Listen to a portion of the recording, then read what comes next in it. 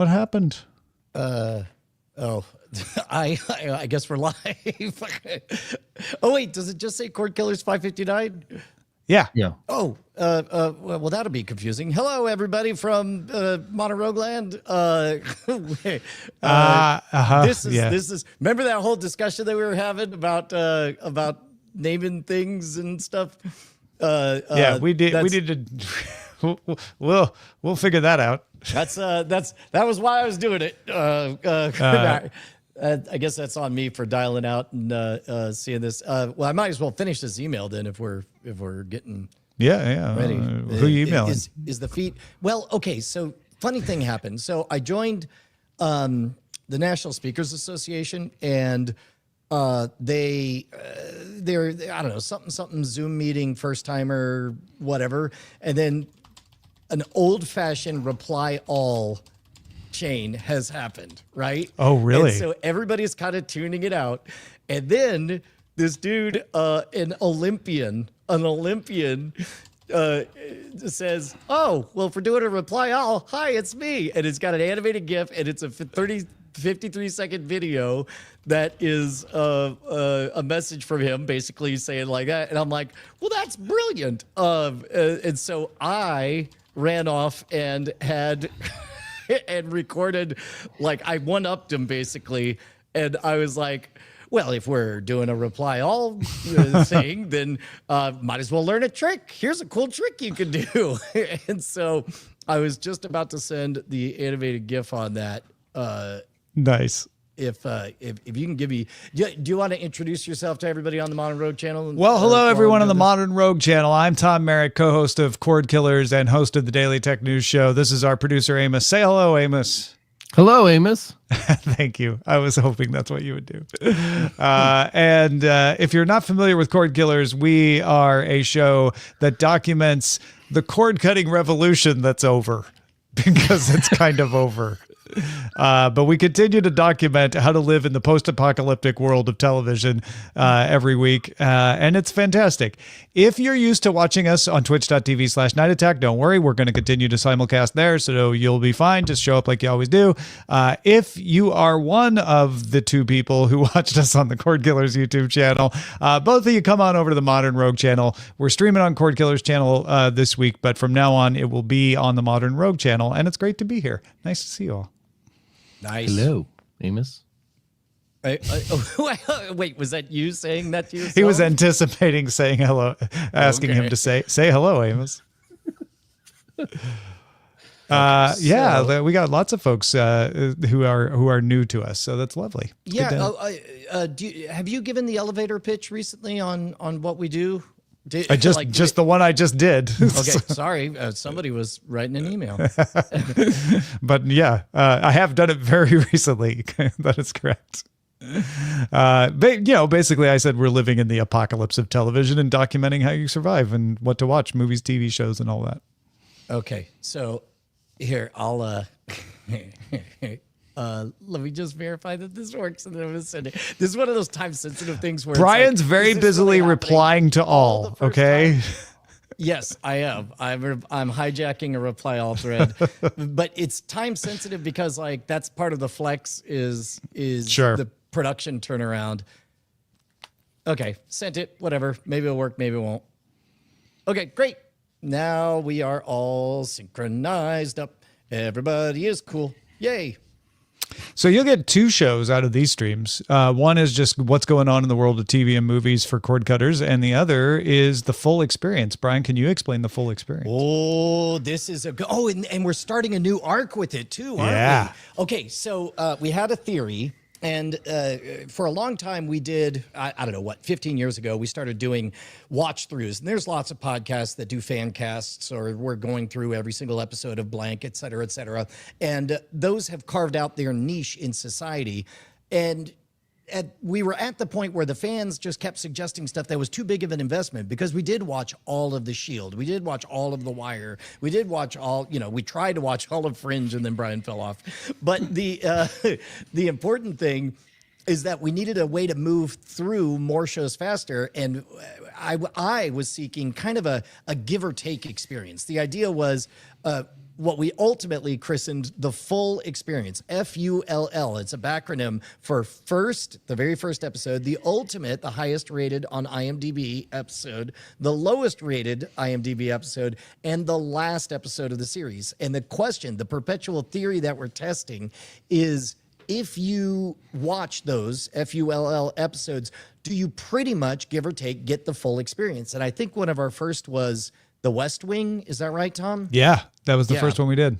So turns out it did. And held up. We've noticed some trends in terms of certain episodes that get a lowest rating are wildly undeserving of that lowest rating. And we kind of do a little armchair psychology of why, given the cultural gestalt of the time. Some shows hold up really well, some don't.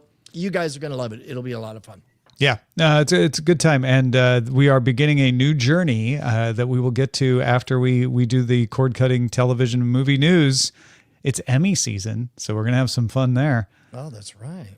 And we're going to look at most popular shows on streaming and on streaming, but the ones that are considered endemic to streaming and the ones that are like so-called acquired. Anyway, we'll explain in the show. Oh, that's right. Acquired, so-called acquired. Yeah. I am ready when you are. I am ready, sir. Let's do it. I'm ready to count us in, Amos. In 3, 2.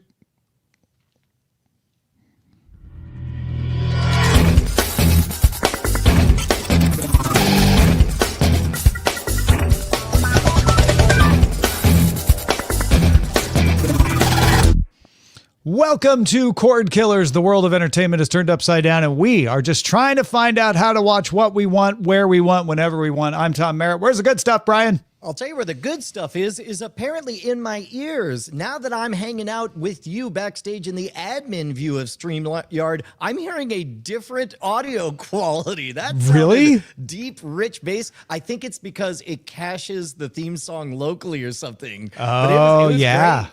Yeah. That's probably it. Yeah, a little behind the veil. Actually, hold on.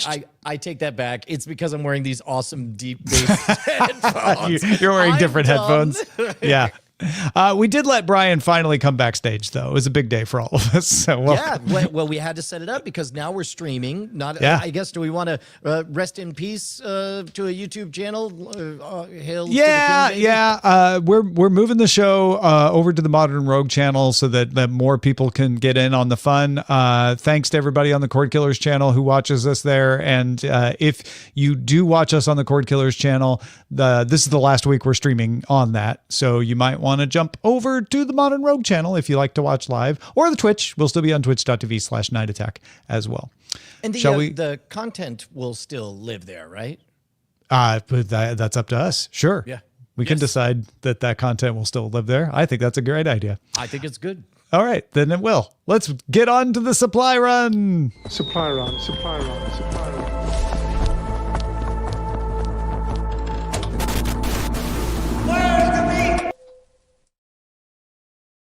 And put out its numbers for the top 10 most watched shows on streaming. They have two categories.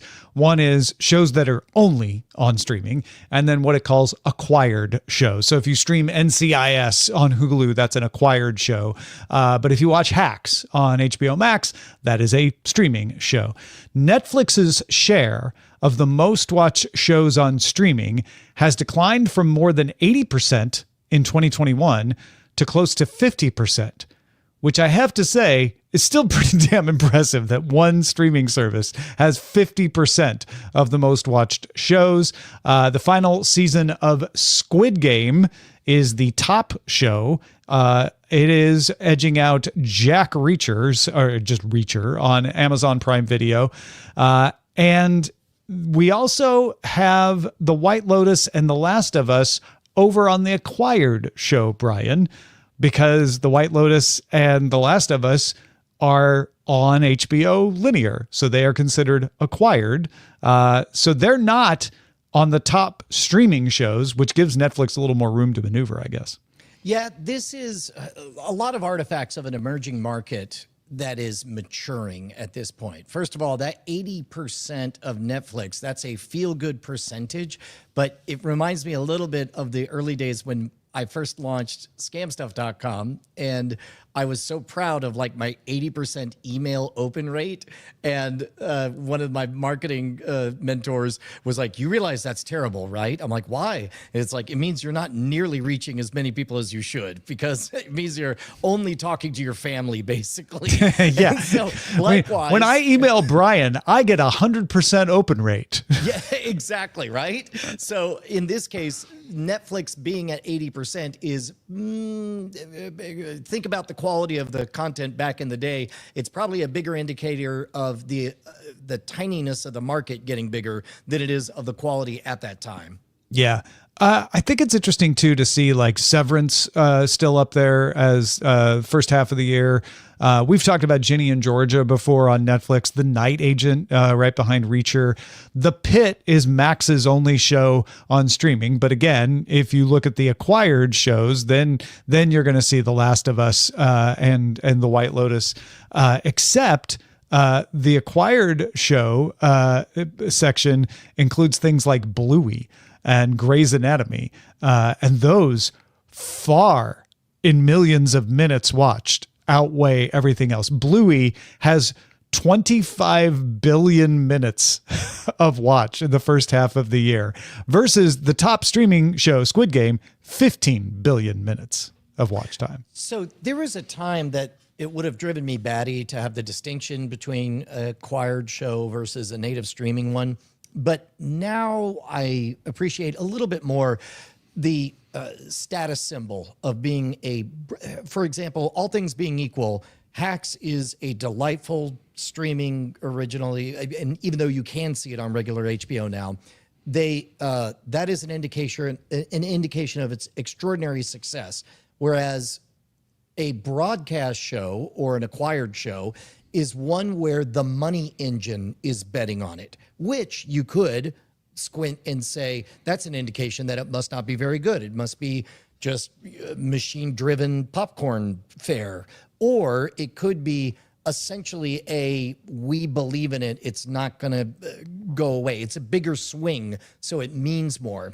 Kind of like, I don't know, like the Oscars is an insider industry Hollywood votes for Hollywood thing, but it means a lot when the engine is moving versus plucky misfits out there in the streaming void. Yeah. Does that make sense? Yeah, it does. And it kind of plays into something I noticed about this. Bloomberg calls it the rerun list instead of the acquired list, because it kind of makes more sense.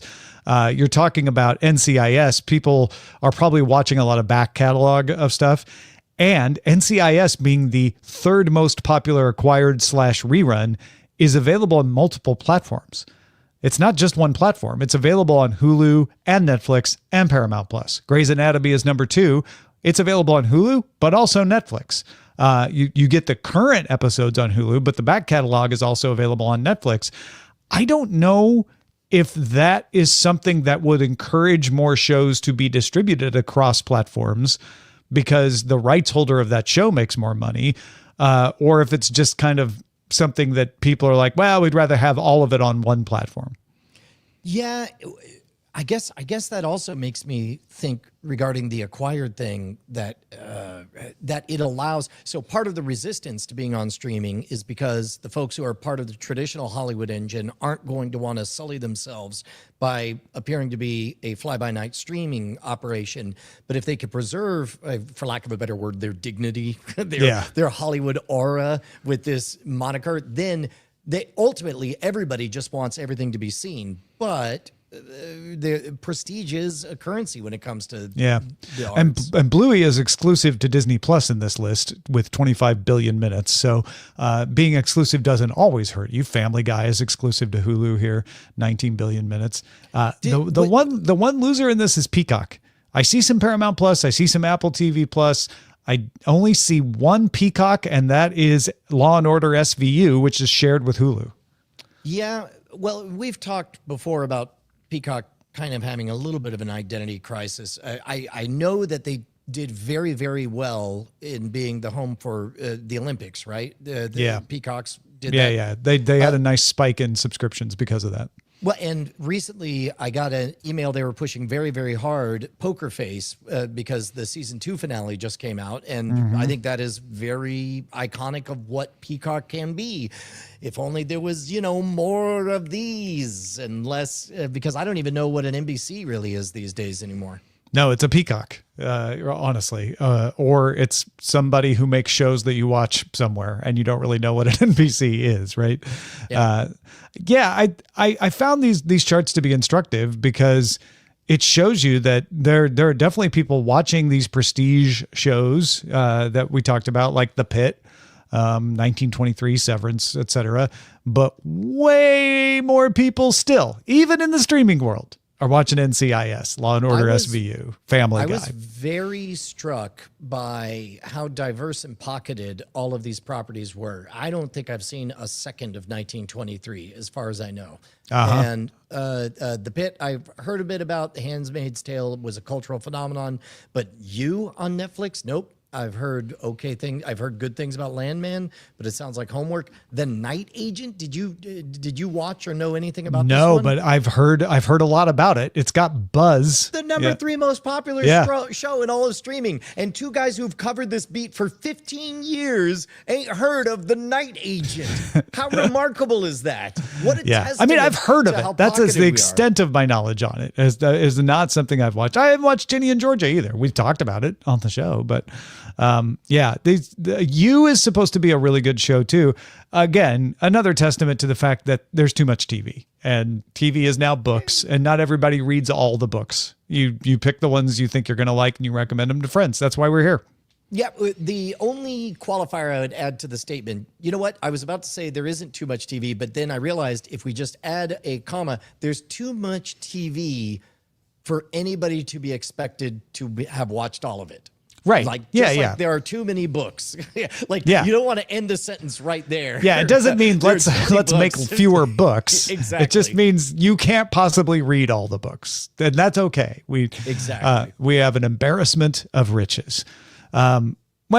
Some of us have an embarrassment of riches. We could be more embarrassed, actually. Oh my God. We invite you to embarrass us, make us blush. That's the Cordkillers promise. You guys keep us loud, live, and independent by heading on over to patreon.com/Cordkillers. We will continue midway through our 2nd decade in covering this beat. And you'll be flashing us some cabbage and making us blush with your embarrassment of riches. Snitches get riches is what we like to say.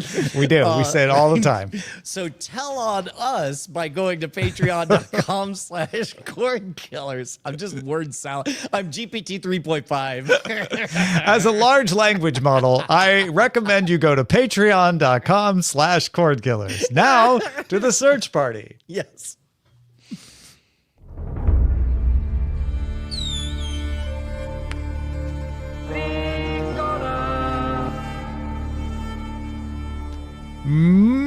Murderbot just wrapped up season 1 on Apple TV Plus, and right before the last episode dropped, Apple announced it has approved a 2nd season, so we will get more Murderbot. Brian, where do you stand on Murderbot?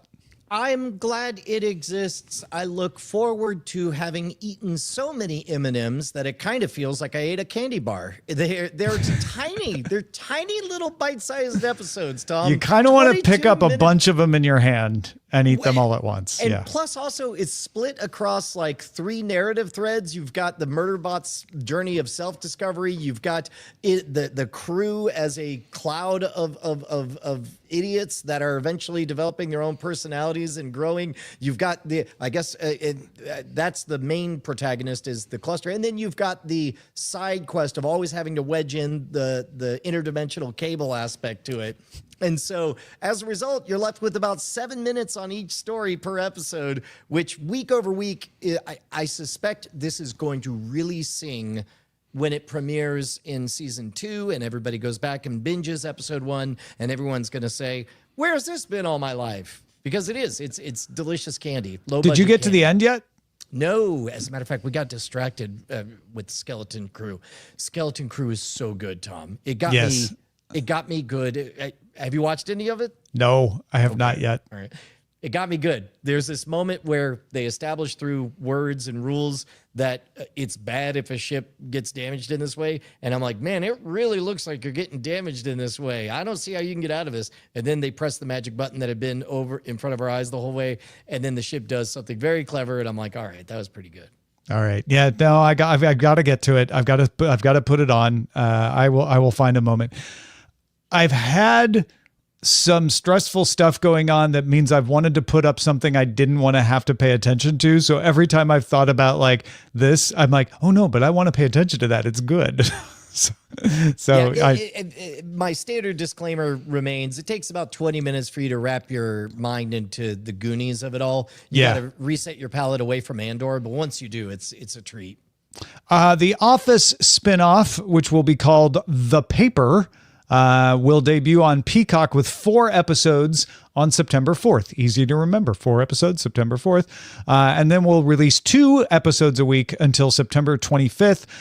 If you haven't been familiar, this is going to document the offices of the Toledo Truth Teller.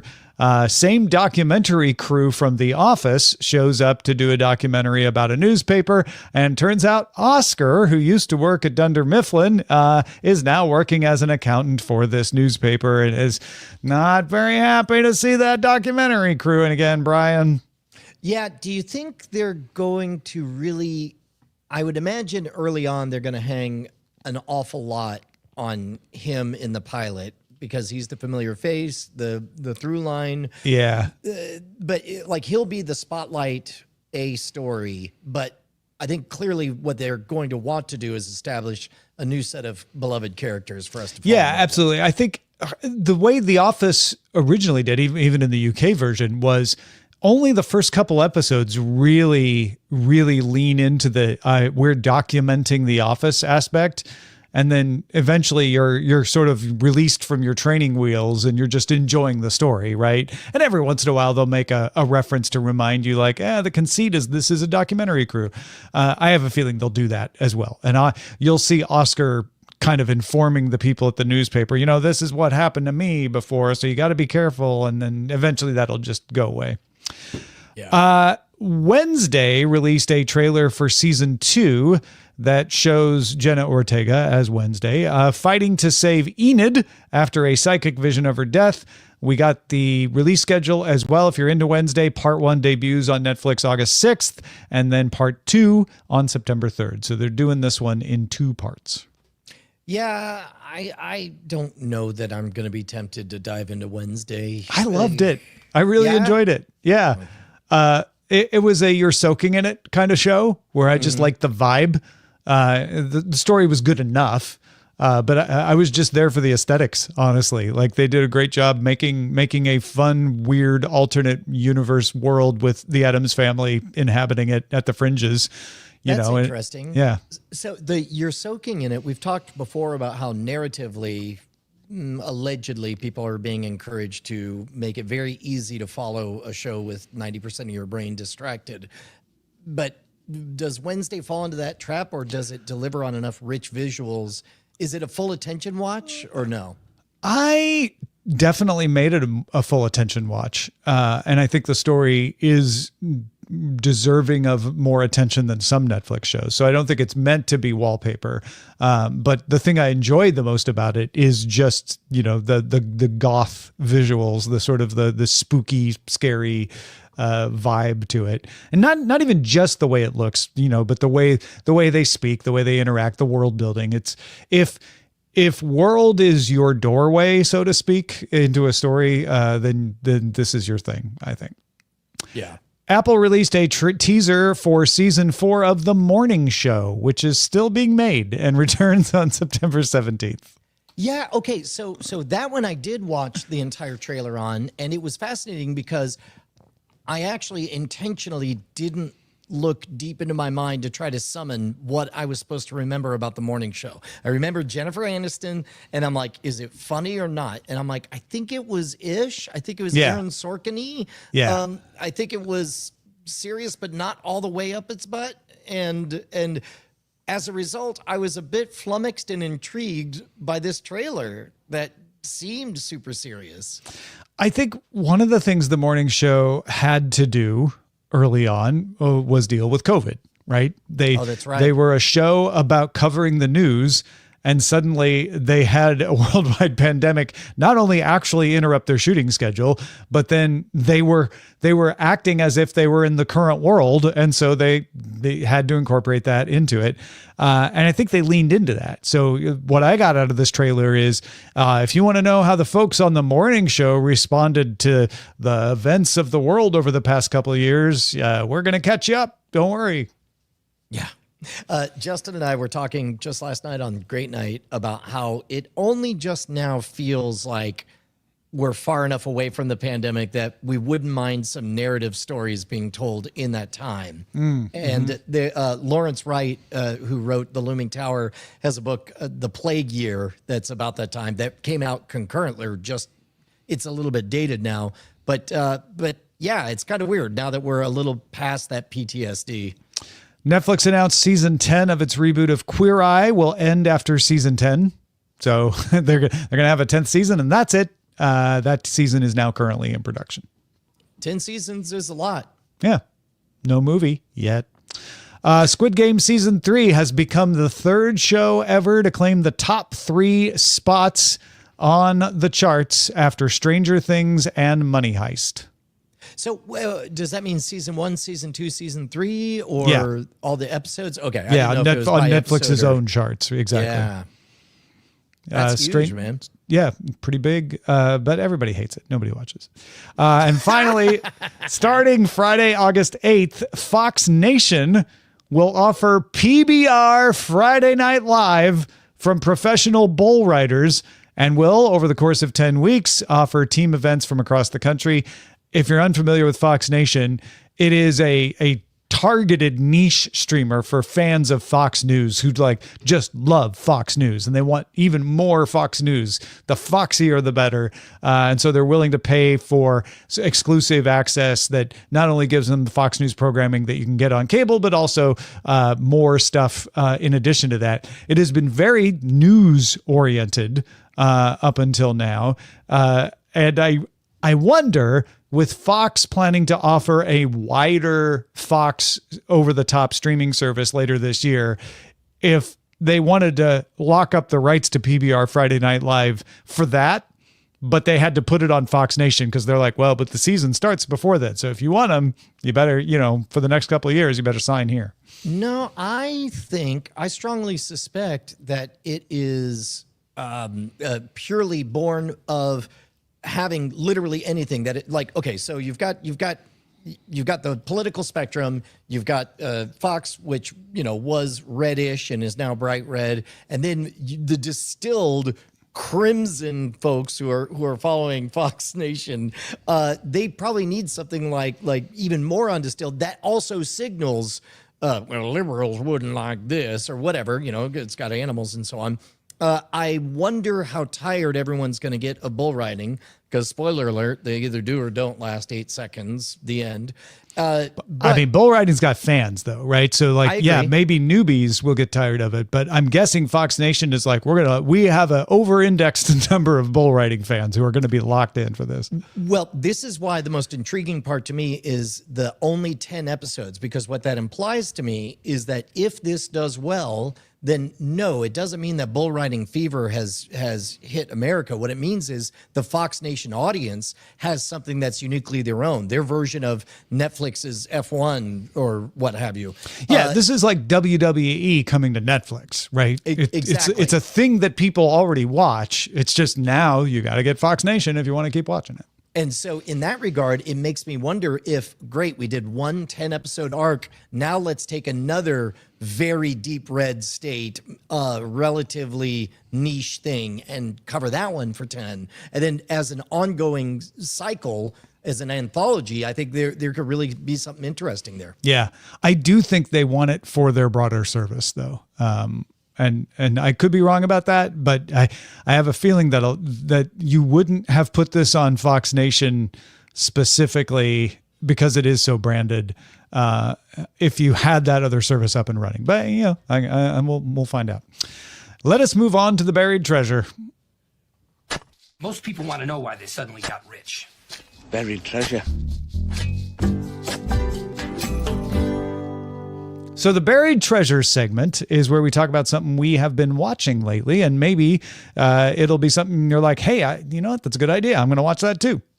Yeah. So I made the mistake, Tom, of while I was perusing around in my Amazon device TV, I saw the Jaws 50, which, contrary to popular belief, doesn't mean there are 49 other Jawses. It's the 50th anniversary of Jaws. And so I was like, yeah, I'll just watch the first minute, which of course means I watched all of Jaws. And so it begins with a quick reminiscence, a very tight package from Steven Spielberg. And I'd be curious to know just how much retouching they did, because the colors really pop. You could tell that they ran some LUTs on everything. But that opening shot, you get a little bit of Lagoon, Tom, and it's like 1 minute of only a dolly shot panning over people eating around a campfire at the beach, drinking and partying. And there are, I kid you not, 7 vignettes just in that one thing, complete stories, narratives that go through multiple phases. And then, and you're like, whoa, it's only been 1 minute. That's how deep and rich all of the cinematography that the storytelling that Spielberg does. It's great. So I have a question for you, because I think it was the Economist podcast was talking about the 50th anniversary, and one of their reporters was saying in the 70s when this came out, it was clear that the humans were the heroes, right? You could argue about Brody and Hooper, but the Jaws was the enemy. The shark was the enemy. They said in a modern viewing, so a lot of people are watching Jaws and going like, I'm kind of cheering for the shark. Oh, I think that's a trite sentiment from spoiled children. Do you really? Sorry. Yeah. I was just curious because you watched it and I haven't watched it. If you were like, no, I actually kind of get it, or if it was that. Yeah. 2 things popped out that I didn't notice is there's one moment that there's a bit more of explanation about sharks and how they're like, that I'm like, it stuck out. I'm like, wait. And I'm like, oh, they're telling the audience for the first time. Like, they explain territoriality. It's just a theory, Tom. But the theory is that animals can be territorial and discover humans. And they also act as though up until 20 minutes ago, humans never veered out into the ocean for fun. Imagine if a territorial shark discovered that humans taste good. So you could tell it was actually selling this cultural phenomenon.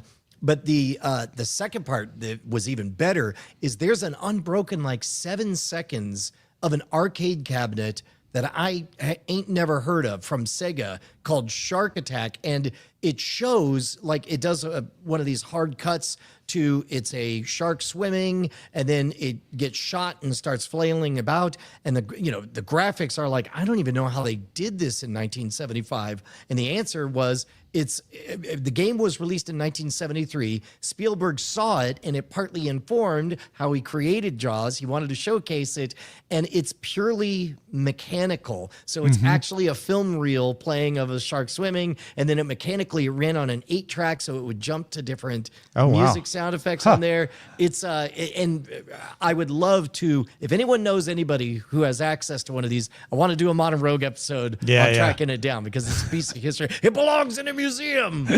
You're a museum. I have been watching Downton Abbey. Oh, so you're still stuck? I went back and just started episode 1 because the movie's coming out in September, and I was like, you know what? Let me just it's so soothing. I don't have to pay any attention if I don't want to. And here's the kicker. I got the X-Real Pro glasses that you plug into your phone, and I can have like a 200-inch screen. I could be sitting out in my backyard. I could be sitting and laying in bed. Wherever I go, I have a 200-inch screen of this playing. All right, I've seen various iterations of this idea over the years. But is it good? Yeah, no, it's really? it's great resolution. And yeah, when I'm outside, it gets faded out a little by the sun, so I have to crank the brightness up. But inside, it's fantastic. Refresh is rate. It transparent or like a floating screen? No, it's like a floating screen. If there's nothing in my field of view, I can see the world around me. But when I want, and I can change the size of the screen, I can have it fixed so that it's always in the same place. And if I move around, it doesn't move, or I can have it follow me. So I can get up and walk around. But I've just been rewatching Downton Abbey as sort of I don't want to think right now. I just want to relax. Yeah. What are they called again?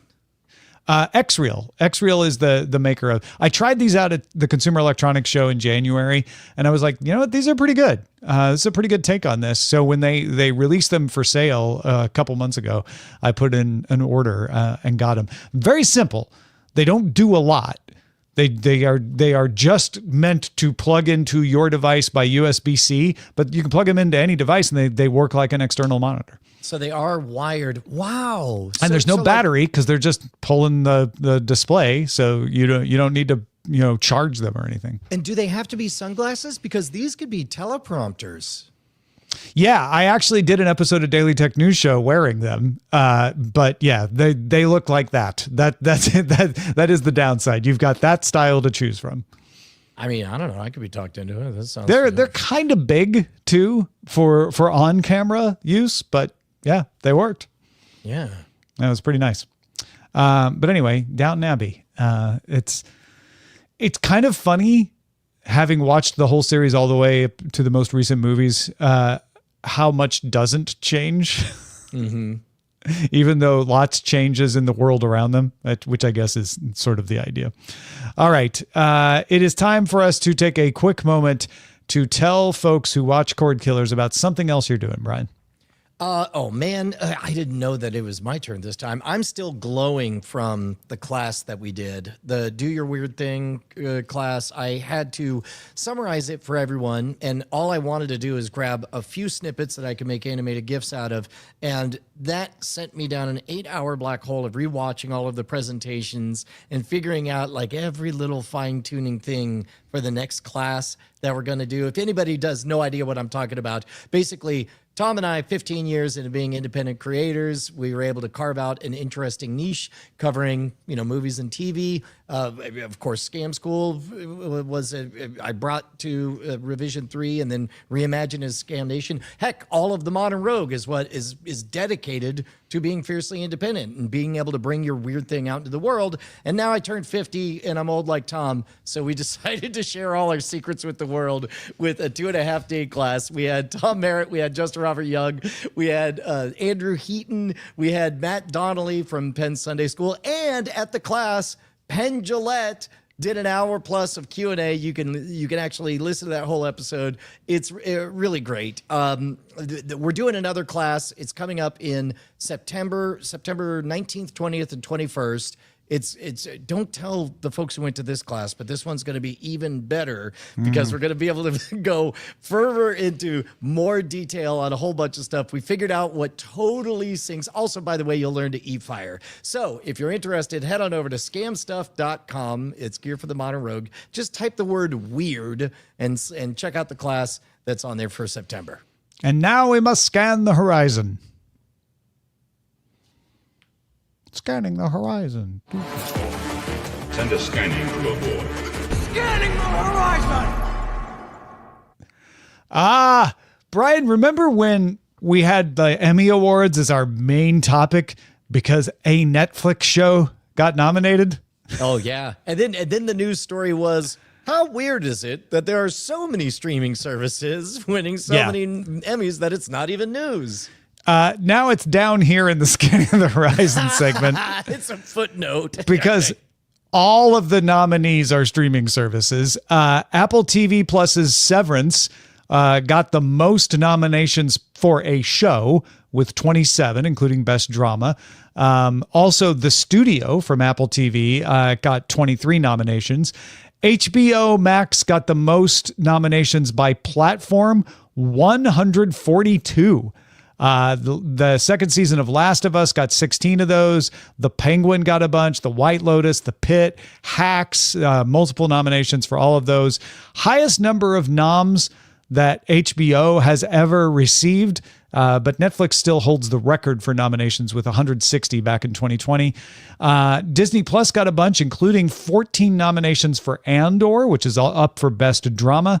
If you want to watch the Emmy Awards, you can. It'll be on Paramount Plus and CBS September 14th at 8 p.m. Eastern, 5 p.m. Pacific. Where are you at with your general affection for the Emmys? Because I think I'm a bigger fan of the idea of the Emmys than actually bothering to watch. I like that football exists, but I'm not going to cheer for a team.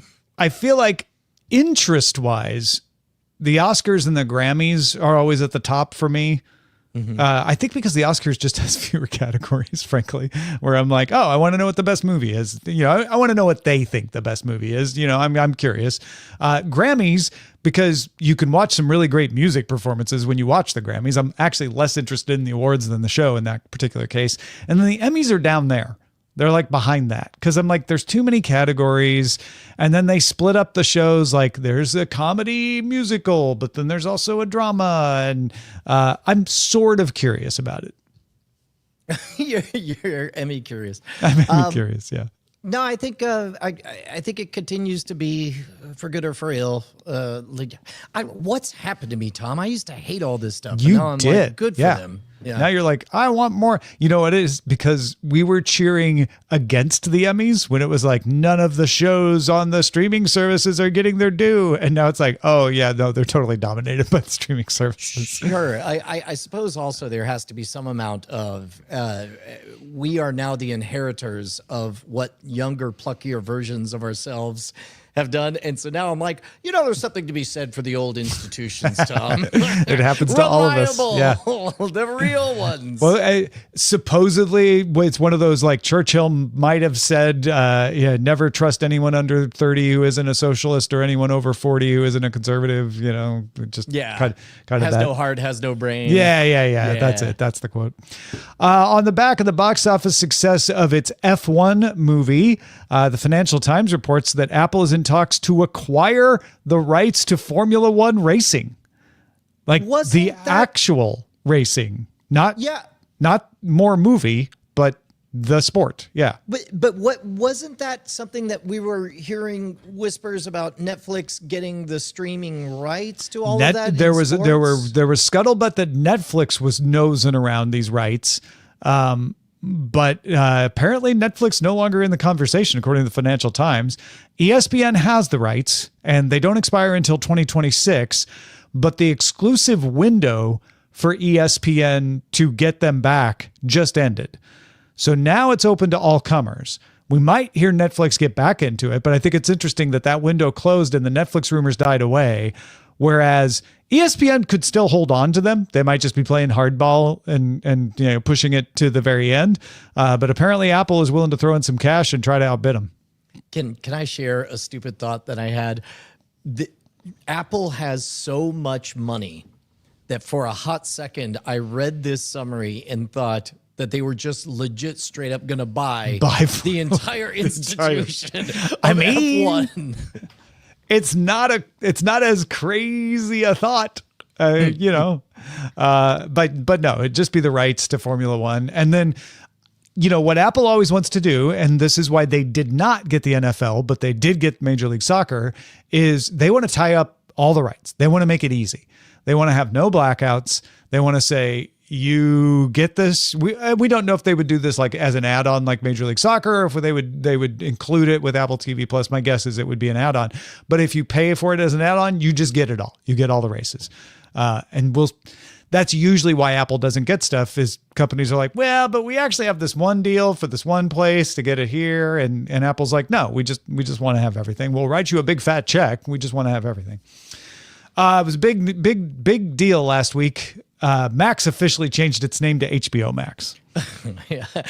Tom, it's finally over. You went through all the stages: grief, denial, bargaining. Now comes acceptance. How are you with HBO Max as a name? I'm fine with it. Yeah. I was that guy where everybody heard the news that they were going to change it and started calling it HBO Max. And I'm like, well, it's actually still Max. They haven't actually changed it yet. If you go look at the logo, and so now I can stop being that guy. And it is HBO Max for everyone. Can't wait till they change it again. Yeah, the window has pivoted.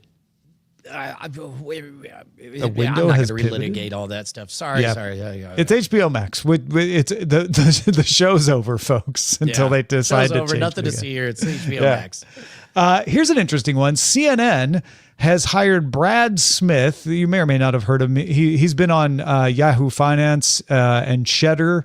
If you watch those, they're business oriented streaming channels.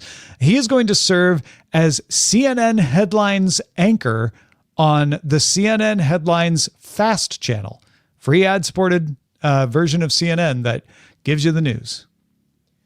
Yep.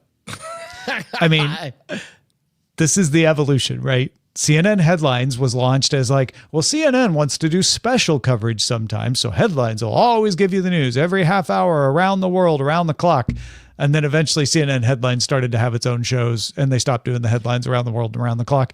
Now we can get back to that pure thing that we had when we were in audience acquisition mode back in the 80s. Until people start watching this enough, and then they will start doing other things with it. It's MTV all over again, right? MTV essentially took free advertisements in the form of music promos, ran them as content. Everybody said that they loved MTV. MTV noticed that people weren't watching MTV, so they dipped toe into the burgeoning field of reality television. They had a hit with the real world. Suddenly, there was never music on MTV. And so somebody said, here's an idea. What about MTV2? We'll show music. Psych, we're going to do Wonder Shows, and the most astonishing progressive comedy I've ever seen. It's the same game, man. Same game. Yeah. Here you go. Watch some free CNN. ABC News will debut its first original daily news show for Disney Plus on July 21st called What You Need to Know, anchored by James Longman and Rachel Scott. So this is not a free version of CNN. This is, you pay for Disney Plus, let's give you a news show. Because if you want ABC News, you either have to watch it on broadcast or you get the ABC News app and you watch it there. This is tailored for a younger crowd. It is an episode that premieres at 6 a.m. Eastern, and then you can watch it for the next 24 hours until a news show drops, almost like a podcast. This is... Okay, you threw me on podcast because I was going to make a point about how it's almost like geographies. It's like regional television based on the region of being in Disney Plus. That neighborhood, there's going to be a flavor to that that'll be different than others. But podcast, you broke my brain there because podcasts have become so highly personal to everybody and tailored. Yeah, and this is we know who watches Disney Plus. And they aren't watching regular news. We have an amazing, world-class news organization. Let's create something for them, and they can watch it whenever they want, but we'll refresh it every day at 6 a.m. Eastern. So that must mean that the majority of their audience is in the Eastern time zone, which is, I'm going to guess, is probably true and makes sense. And so now this can be their morning cup of coffee news program. Not going to have breaking news. That's why it's more like a podcast. Finally, Superman came out this weekend. Domestic gross was $122 million, led the weekend box office charts. No surprise there. $95 million international for a total global sales of $217 million through Sunday. Tom, everybody's talking about it. Is the blockbuster back? And the only way to know is to see how well Fantastic Four does. And the only reason to care is because if it is, then that means we can go back to doing the summer movie draft. Ah, yes. Someday that draft will return. Let's move on to the chatter. You've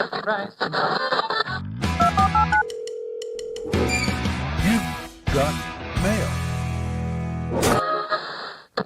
So when we were recording from Do Your Weird Thing at Brian's place for Cordkillers, we didn't have the inline segment intros like the one you just heard. So Brian hummed them, and Josh wrote in to say, Can I request that we only do the Brian version of segment music intros going forward like we did in the live episode? It is the only right version. I mean, some might say that we finally revealed the true form of each of those. Indeed. Scoopernova Girl wrote in and said, my favorite series that only had one season, because we were talking about that, was ABC's Forever, a crime procedural, but the hook is the medical examiner is immortal. And while solving the crime of the day, also tries to figure out why he can't die. Lasted one season. He's immortal, but the show was not. Lasted one season, but finished with a completed story. Also, ABC's The Quest, a reality elimination game show where contestant paladins travel to a very immersive fantasy land, live and work in an actual castle, and must learn how to fight a great evil being and become the one true hero. The Quest could be a good match as you haven't done the reality game show genre yet for the full experience, and it's a compelling fantasy story. That's a really good one because there are also really fascinating riffs on the emerging reality show. There were one-off weird things like Who Wants to Marry a Millionaire? Yeah. But there were also kind of thoughtful experiments. Like, do you remember the Joe Schmo show? Did you ever see that? Oh, gosh. Yeah, I forgot all about that. Yeah, the idea was it was basically the Truman Show as a reality show where everybody was in on it and they were having a fake reality show just for one guy who was never really competing in there. There was a version of that concept on Apple TV, I think, where they had a jury in a courtroom. That's right. But it was a fake trial. And all the jury members were actors. The judge, the lawyers, they were all actors except for one member of the jury who thought it was real. Turns out that that dude's like, man, sure. Really interesting. Can I get back to work? This is costing me money. That guy was like, so is my jury service excused still? Because that was a TV show. Are you going to sign the slip or not? Because I got a job, Jack. John Wright. And by the way, we were talking about one season TV shows because someone suggested the idea of doing the full experience in real time where we wait between the first, the ultimate, the lowest, and the last, and watch them, on the anniversary of their dates. And if there were years between, we'd have to wait years. So we're like, maybe a 1 year show would be more practical. John said, I wanted to make a suggestion for that real-time full experience. There was a show that I think only ran for one season called Life on Mars. I really liked the show, but when they decided to cancel it after the first season, they came up with a bad series ender. Yeah. So that sounds like a vote against your idea. Maybe. I don't know. Also, Life on Mars in the US was a remake of a UK show, which I think was only meant to be one season. So that's interesting too. BioCow says, hey, fellow killers, one issue with doing the pop-in full experience. Most shows premiered in the fall and wrapped up in the spring. Just something to consider. Anyway, I wanted to throw in a few one-season shows that might make for a good pop-in test of the full experience. Pushing Daisies, Go On, one-season comedy with Matthew Perry and many other character actors you'd recognize. The Class, early role of actor John Bernthal, a.k.a. The Punisher. Greg the Bunny, weird experimental Seth Green comedy that puts guest stars into movie parodies with puppets. Maybe too weird, though. Thanks to all the Cordkillers team for all you do. Yeah. You know what that reminds me of? There was also an improv show where actors would walk into a scene. They would walk into a room having no idea what they were about to go into. Like Jason Alexander just walks in and he's suddenly on the Starship Enterprise in the original series, and they just have to roll with it and see where it goes. No, that's awesome. Finally, Sean writes, so this weekend I watched 2 movies, Superman in the theater and K-pop Demon Hunters. The former was a great iteration of the DC Extended Universe and ticked all of my boxes for what I was looking for. The former, though, I'm not a fan of anime.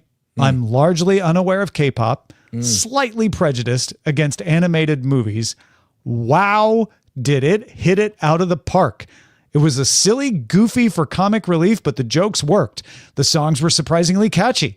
And my literal first response to opening scene explaining that there were certain singers in every generation that could perform to keep away demons, is this an animated Korean version of Sinners? It was a great movie, up in the same place as Across the Spider-Verse and Up for my favorite animated movies. One of your longtime bosses giving you exceeding expectations performance review. Keep up the good work, Sean. Wow. That makes me wonder if I should try to stunt and get my kids to go in blind. That might be incredible. You should.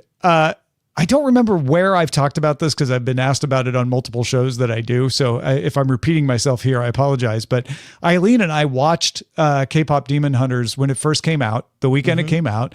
And we were like, oh yeah, that was fun. And I was like, oh yeah, you can tell the Across the Spider-Verse people, did the animation, same animation house, good animation, pretty expected. I feel like it was for kids, but I enjoyed it. And then everyone out of the woodwork is like, singing challenges of the songs. The songs are charting on Billboard. The album's charting on Billboard. People are doing covers on YouTube. Everyone like Sean, who's like, yeah, I don't know anything about K-pop, but I love this movie, is asking me about it. Like it's become a phenomenon. It's pretty crazy. Wow. Okay. Well then, and that's on what service? Netflix. Okay. All right. Yeah. I'll have to do that. And also it is not available in Korean. What? It's only available in English with Korean subtitles. The dubs are in like Thai and Arabic, but not in Korean. Did we? Well, I mean, give that 20 minutes. One thing that AI is going to be very, very good at. Oh, is sure. highly, you're going to be able to select your dialect. This is a decision. Netflix has no problem doing Korean dubs of stuff. It has no problem doing dubs in multiple languages of stuff. It is not the technology in this case. I'm curious, like, why? Why did they choose that? You know what? I wonder if it's, we talked about this going all the way back to Narcos, where somebody pointed out that the acting was kind of ridiculous because everyone had wildly different accents and nobody acknowledged it. But to us, it's like, I don't know, it's all Spanish. Yeah. I wonder if that is the cultural reason that they're not bringing it, like there's something that it looks good to outside of Korea. Like, It's I don't know. ridiculously popular in Korea, though. Oh, okay. Yeah. Well, then, licensing could be it. G. James B in the chat points that out. It's Netflix owns all the license. They can do whatever they want with it. Well, then take that, G. James B in the chat. I mean, no, these are all legitimate questions, and I've run through some of them. Yeah. If anybody knows, cordkillers@gmail.com. That's going to do it for us. Our website is cordkillers.com. Our email address is cordkillers@gmail.com. And we are live on the Modern Rogue channel on YouTube, as well as twitch.tv/Night Attack, Tuesdays at 5:30 p.m. Eastern, 2:30 p.m. Pacific. I reckon we'll see you there.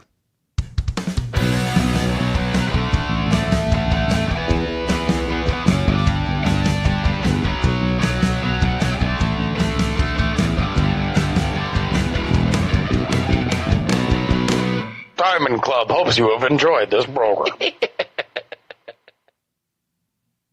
Yay! We did it. We did it. We did it. So stick around, folks. We're going to do the full experience shortly. We have a tradition. You can let them know about the tradition. Yes. The tradition is Brian goes off to take care of his health. Right? Is that a good way to put it, Amos? Yep. Yeah.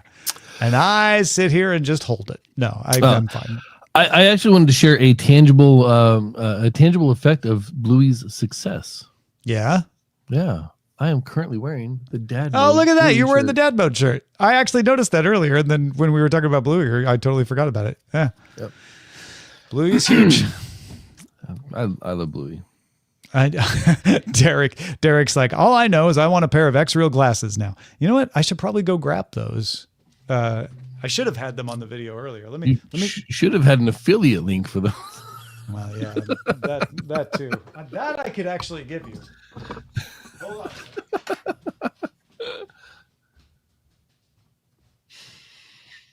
I guess you're just stuck with me there, dear listener or viewer, watcher. I'm not sure what the particular vernacular would be there. Okay. Would they be So viewers now- or watchers? Oh, Tom's still not listening. I could do the full experience with the. Actually, I can't I mean, I can. It messes up my prompter when I do that. Because it sees it as another monitor and then it doesn't know where to put it in the arrangement. Yeah. So I don't know if I want to plug it in right now or not. Let's see. But yeah, here they are. And this is the inside with, you can see the little displays. Yeah. And you can see through them when there's nothing in them. They're sunglasses.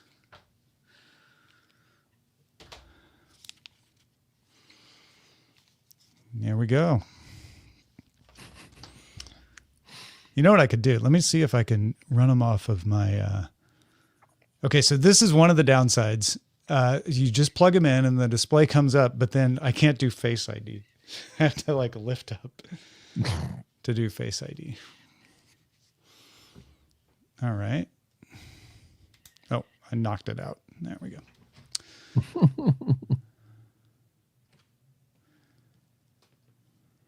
Okay. So can I get into StreamYard on my phone?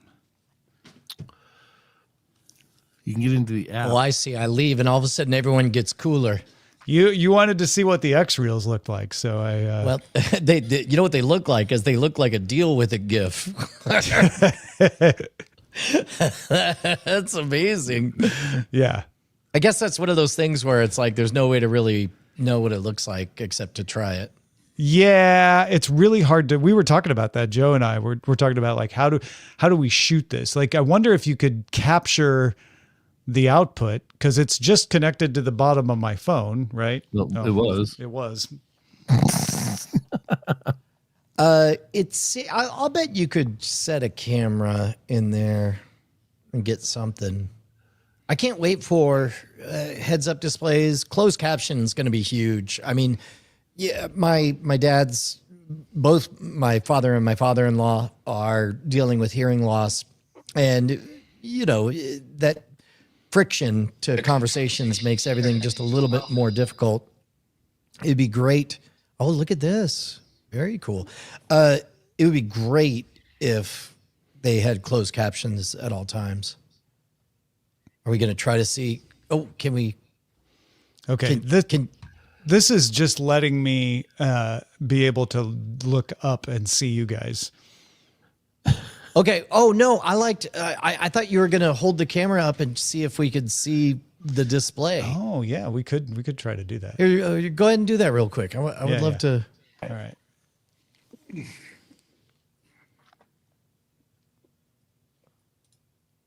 Nope. Almost. Well, I'm sure it's like a pupillary distance thing. Yeah. You gotta hit the sweet spot. I bet you can. Oh, it looks like we can almost see it.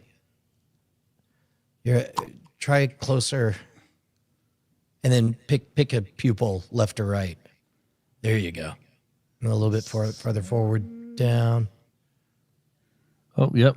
Down. Or I was gonna say, I'm just seeing the monitor through. Yeah. There we go. You're down a little bit more. There you go. Down a little bit more. Down a little bit more. Is down. Keep going down. No, I think it's about it right there. Yeah, you could kind of see. You could kind of barely make it out. Yeah. Yeah. Yeah. Well, better than nothing. It got. You know what? I have these backwards. That's the problem. That's why they keep falling out. That'll do it. So it has a bent one to go into the device. That's why it keeps falling out. Okay. Now, it had actually come out. Let me make sure that it shows up. So, Okay. What are some things that you comfortably, besides watching Downton Abbey, what are some things you would comfortably do on that? Really, honestly, I could do a little bit of work with it. You mean like airplane work? You know, like I did a little bit of Excel spreadsheet and writing with it. I used it as a monitor, basically, with my keyboard. I had it attached to my laptop. Yeah. And it's just a USB-C thing to do? Yeah, it's just a USB-C monitor, basically. So when I did the episode of DTNS with these on, I just had, sorry, I'm getting an echo. I just had my script up in front of me, and I was able to just, like you said, look at it like a prompter. Oh, There's no mistaking that you don't look like a normal human wearing those. That's what I was really hoping that maybe you could look a little bit eccentric, but no, you definitely look full weird. Kind of looked like a white guy impersonating. Oh, wait. Is that it? Yeah. Wow. That is nice and bright and big. Yeah, it was first it was the cord was unplugged, and then I had it anchored, so when I moved the glasses away, you couldn't see anymore. Oh, that's funny. So you weren't that explained why we didn't see anything. Yeah. So there you go. Woo. Yep. I'm not going to do the show like that, though.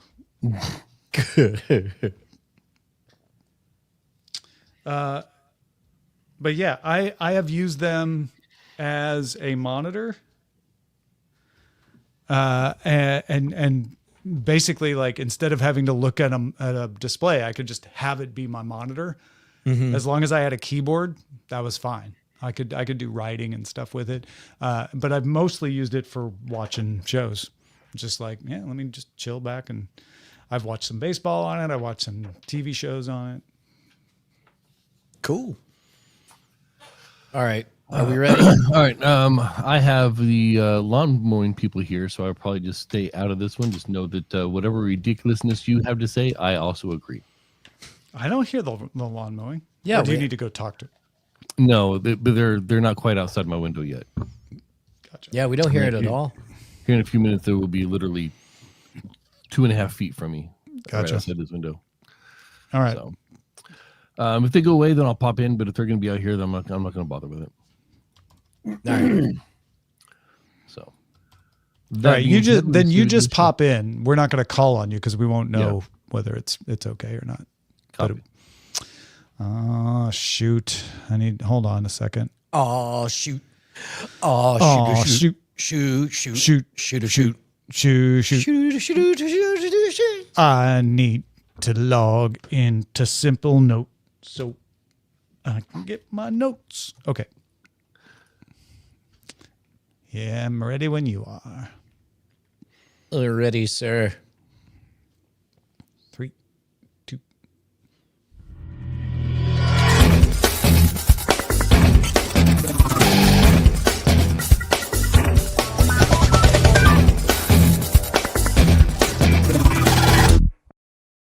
To the full experience. This is a show that dives into 4 episodes of a television series to try to see if we can get the gist as if we have watched the entire series. And this time we are beginning our journey through the original Land of the Lost.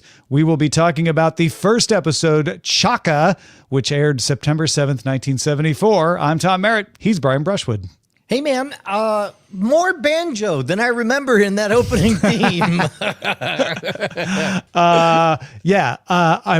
My short review, I'm glad this is short.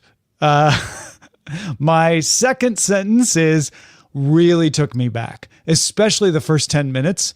I didn't know how many times I have seen this particular episode. I remember seeing Land of the Lost when I was a kid. I've seen this episode a lot.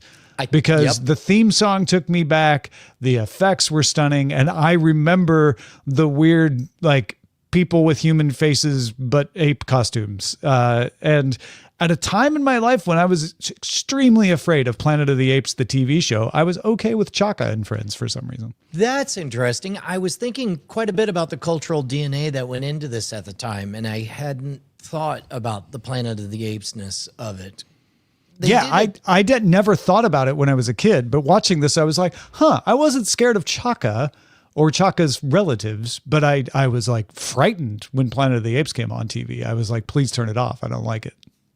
You're like, this writing is terrible.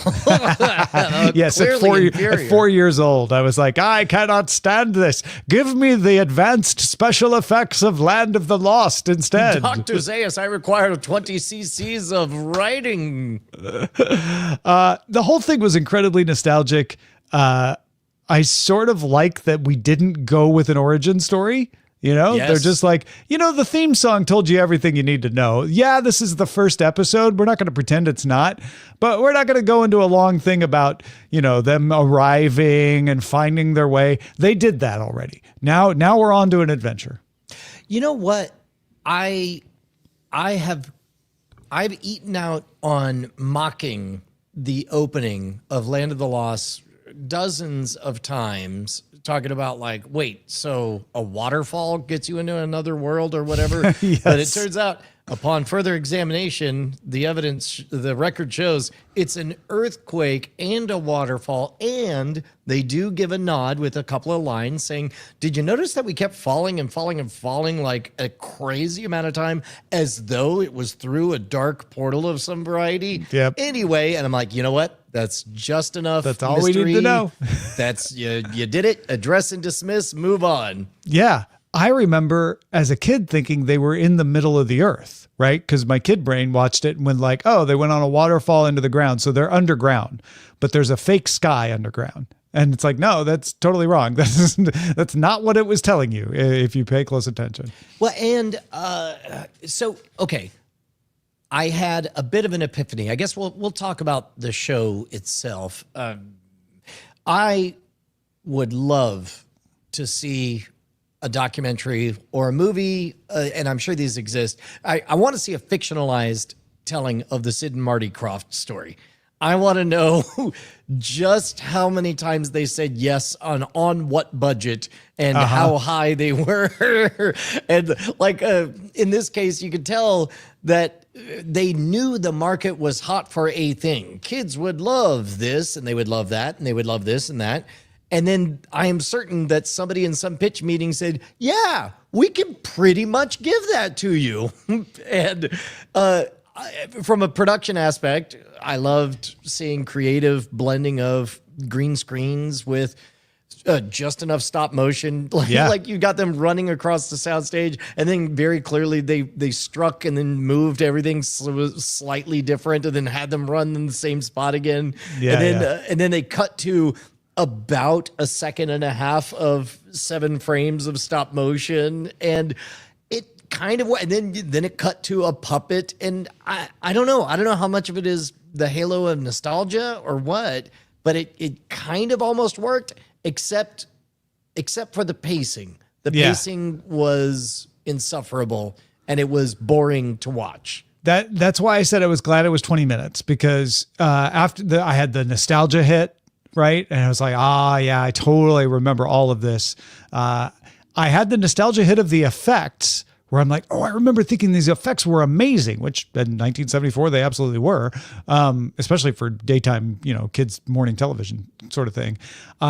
I kind of enjoyed watching the effects like you were describing, like, oh yeah, you know what, this kind of works if you keep it within the bounds of what we're watching. On top of that, sorry, there's a number of different vectors to shade it. You could shade it for the fact that it's intended for kids, which means there's a certain threshold of quality that you don't have to. As magicians say, don't run if you're not being chased. Right. Like kids aren't going to be criticizing the writing too deeply, but also. You got to remember, at the end of the day, this was never meant to be watched or rewatched or paused or rewind. This is broadcast. You're probably a distracted kid. So probably snow on the television, probably barely getting the signal. It probably, with a squint, looked as good. I mean, to my kid memory is that this was right next to Roots, and they both looked the same to my kid eyes. Yeah. This is written by David Gerald, who is a heralded writer of some of the greatest episodes of the original Star Trek, as well as Star Trek novelizations, Logan's Run. He wrote 3 episodes of the original series of Star Trek, and he pounded out the story of Chaka as well. Well, and I mean, it's not it's light on the end, but therefore 3-act structure. But you know, a little.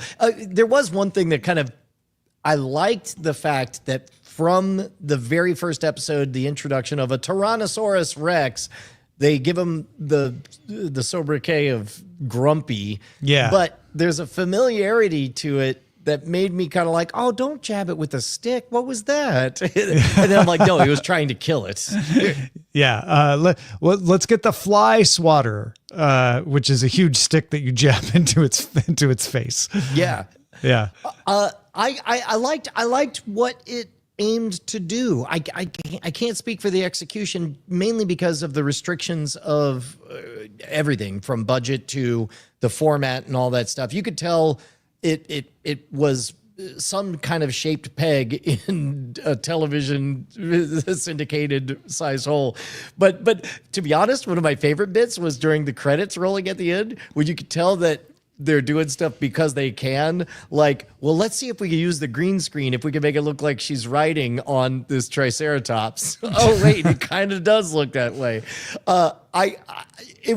There were moments of it being fun and light. I don't think it holds up particularly, but as a museum piece of television history, it doesn't have to. But I'll tell you what I loved, Tom, was how clearly low budget it is to these eyes, because we have more mature artifact vision. We're able to see the halo of a green screen. We're able to tell the artifact of stop motion animation. We could tell the difference between a puppet and a model. If you didn't have all of that, you might think that the existence of models and green screens would render completely meaningless the job of set designer, of location scout, of lighting designer, and all that stuff. You might, basically what I'm getting at is, imagine the hysteria around AI video, but in the late 70s in regards to the technology used to create this, because it hits uncanny valley levels of production where you're like, ooh, that is more than I expected from this. But that's all it is more than it. And it's not a threat to high budget productions like, you know, the movie Planet of the Apes. Yeah. And that is something that comes to fruition 3 years later with Star Wars, right? When Star Wars comes out, you get the peak of that panic of like special effects. Will our practical effects put out of business with these special effects? Even though we actually what we call what they did in 1977 practical effects now, because that's they were right. You know, it was a whole thing. Larry, by the way, is in our chat, and we got to know Larry at your weekend. Said the Crofts said yes to everything and sometimes didn't ask for permission. And most of the writers of these episodes we will find were Star Trek writers. Thanks, Larry, for passing that along.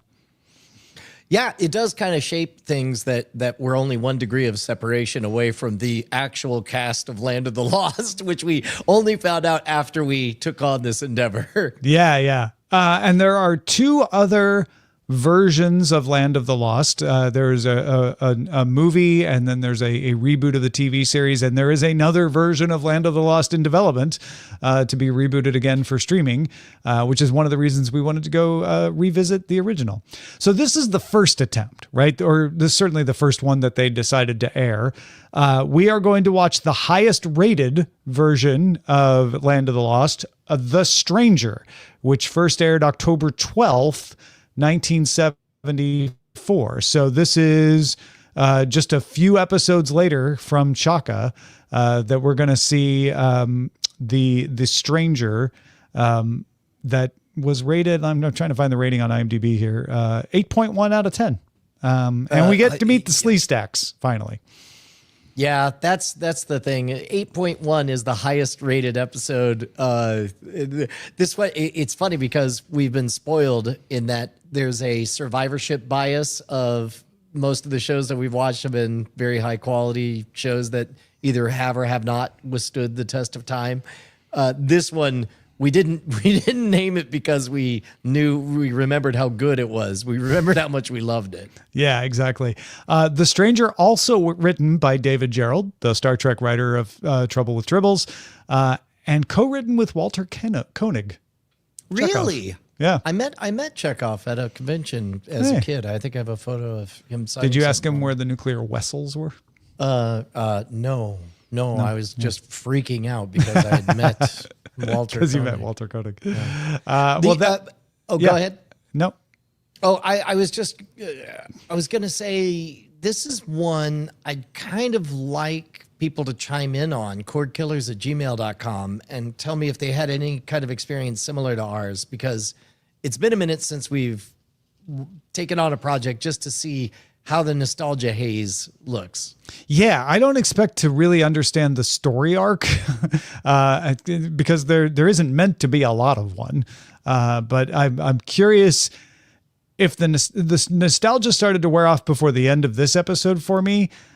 I'm curious what the ultimate episode is going to do to recapture my attention, or if it's just going to be another like, oh yeah, I remember having fun watching these, which is perfectly fine. Did you have as much trouble as I had in even finding the right episode? Because I tried going to Just Watch and the link didn't work, and then I tried just asking my Amazon device. And it took me to the movie, and I was like, no, the TV show, season 1, episode 1. Then it took me to the 1991 version. And so finally, I had to, maybe it was Just Watch that one. I think it was Just Watch. I think I did try Just Watch and was like, this is a nightmare. And I went to Apple TV and just typed in Land of the Lost, and it brought it up. And I was like, oh yeah, then that's the one I want, 1974. And it gave me the option to watch it on multiple services. I chose Amazon, and off I went. Yeah. Well, that is our discussion of Chaka, the first episode of Land of the Lost, which aired September 7th, 1974. Next time, as I mentioned, we will watch and discuss the ultimate episode, the highest rated, The Stranger, which first aired October 12th, 1974. We give these episodes first to our patrons. If you want to be first in line to get these and hear what we talk about, patreon.com/cordkillers. We'll talk to you next time.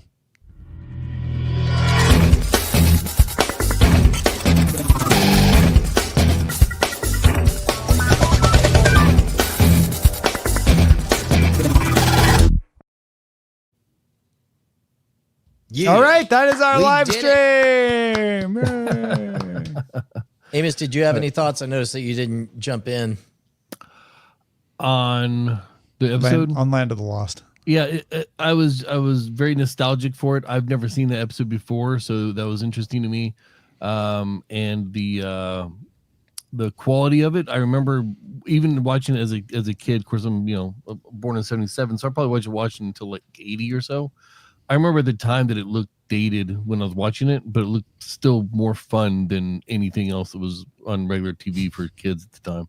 So, and yeah, it had that Goonies aspect of, what are we doing? Where are we going to go? And all that kind of stuff. And it's very nostalgic. I would never expect any kids these days to watch it willingly. Which is why they're rebooting it, because they're like, there's something to this concept. We just need to make it palatable to the modern palate.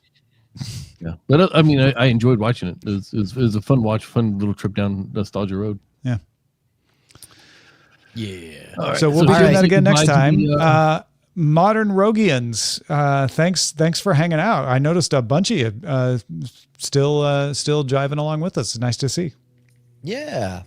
People are lamenting the death of the RSS feed with archive.org getting DDoSed, and we haven't figured out we haven't figured out whether or not the juice is worth the squeeze on bringing the audio that back. feed still works. Sure. Yeah, it's the video RSS. Is that the one that you're having problems with? Yeah, which of course, our program is always catered to our techie folks who love their broadcast television and Plex solutions for things. And so, do you upload the video to the Patreon? No, I was gonna talk to you about that actually. That might be a solution. Yeah, that would be actually. Because I know you do that for DTNS Live, but I don't know how that distributes out afterwards. And we were always running short on time when I remember to think of it. So It does not distribute as an RSS feed. It distributes it as an MP3. So basically what happens on DTNS is the video gets uploaded and then it converts it to audio to put into the RSS feed, but it does not distribute the video. But you can go to Patreon and watch the video there. For those who don't want to use YouTube. Yeah. Or can't use YouTube. Oh. Who for a long time military computers couldn't use YouTube. So when I was overseas, some people get it blocked at work and they're like, I want to watch it, but I'm at work. Yeah, so I want to goof off at work, but they won't let me watch YouTube. I mean, for the record, we're here to help you goof off at work. We hope we keep you company while you work on spreadsheets and everything tedious. Yeah. So there is a use case there, but like Tom said, the juice and the squeeze, like it's an extra effort, and we've had about 3 people total say, "Hey, where'd the video feed go?" So it's like, is that worth rerouting? We'll figure it out. Yeah, I'm open to solutions. Like if you have another solution, or if you have a history of archive.org working for you, and not just 1 or 2 videos, but like on a regular basis, I'm willing to try that again. But it's a matter of we need to have the people need to want it. So otherwise, it's just extra workload for no reason. Yep. All right. Well, we're gonna shut down the live, and then we're gonna do after talk. And we're going to do secret stuff. After talk. But if you're a patron, you'll get after talk. So head to patreon.com/cordkillers soon to find out what we're about to say. Goodbye, everybody.